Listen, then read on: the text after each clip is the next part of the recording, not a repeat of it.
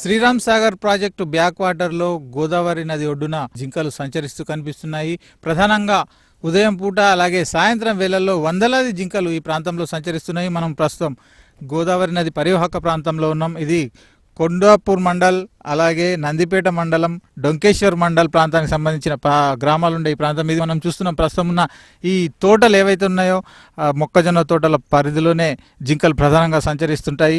మనకు కనిపిస్తున్న ఒక చిన్న దృశ్యం కూడా చూడొచ్చు. జింక ఆ తోట పరిసరాల్లో సంచరిస్తుంది. అలాగే మరికొన్ని జింకలు ప్రస్తుతం ఈ తోటలో తలదాచుకుంటుంటాయి. అలాగే పక్కనే ఉన్న అటవీ ప్రాంతంలో తలదాచుకుంటాయి.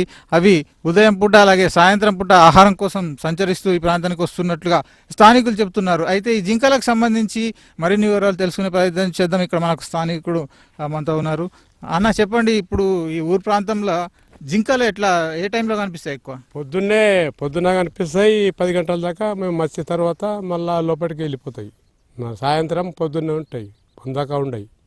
ఎన్ని జింకలు ఉంటాయి సుమారు ఈ ప్రాంతం? ఇక్కడ అంటే ఒక 20 దాకా ఉంటాయి. ఇంకా అక్కడ వాటర్ ఉన్నది అక్కడ ఉంటాయి. ఇంకా అక్కడ కూడా నడుకుడ ఏరియాలో అక్కడ కూడా అనిపిస్తాయి.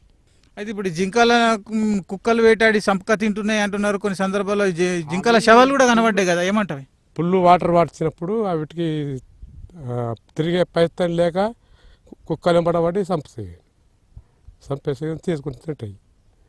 మాకు కూడా కానొస్తాయి. మేము ఏం చెప్తాం, అడిగిన తిరుగుతాయి. ఇక ఒకటి కానొచ్చింది 4-5 వెంపడ పడతాయి. ఇప్పుడు ఆఫీసర్లు ఎవరన్నా వస్తారా ఇటు సైడ్ వచ్చి ఇట్లా చూస్తారు పోతారు, ఫారెస్ట్ ఆఫీస్ వాళ్ళు. కానీ మేము వాళ్ళ అంత అప్రిషియేట్ చేయం కదా. ఇక వాళ్ళు వస్తారు పోతారు, చూస్తారు, వాటర్ చూస్తారు, పోతారు. ఇక్కడ మేము చాలా ఏళ్ళుగా ఉంటున్నాం. అయితే ఇక్కడికి ఇయర్లీ ప్రతి సంవత్సరం విదేశీ పక్షులు వస్తాయండి. అక్కడ పులికట్ సరస్సు దగ్గర ఉండే కానీ, కొల్లేరు సరస్సు దగ్గర ఉండే పక్షులు కానీ, నైజీరియా నుంచి వచ్చే శ్రీకాకుళంకి వచ్చే పక్షులు కూడా ఇక్కడికే ప్రతి ఇయర్లో వస్తున్నాయి. అయితే జింకలు మళ్ళీ నెమళ్ళు చాలా ఇక్కడ ఉన్నాయి.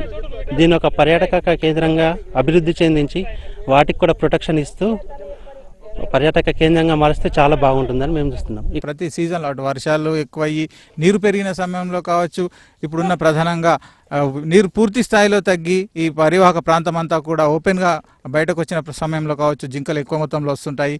తాగునీటి కోసం, ఆహారం కోసం వస్తుంటాయి. ఇలాంటి సమయంలోనే వేట కుక్కలు, అడవిలో ఉండే కుక్కలు అలాగే వేటకు సంబంధించిన కుక్కలు జింకలపై దాడి చేసి ప్రాణాలు తీస్తున్నాయని స్థానికులు చెప్తున్నారు.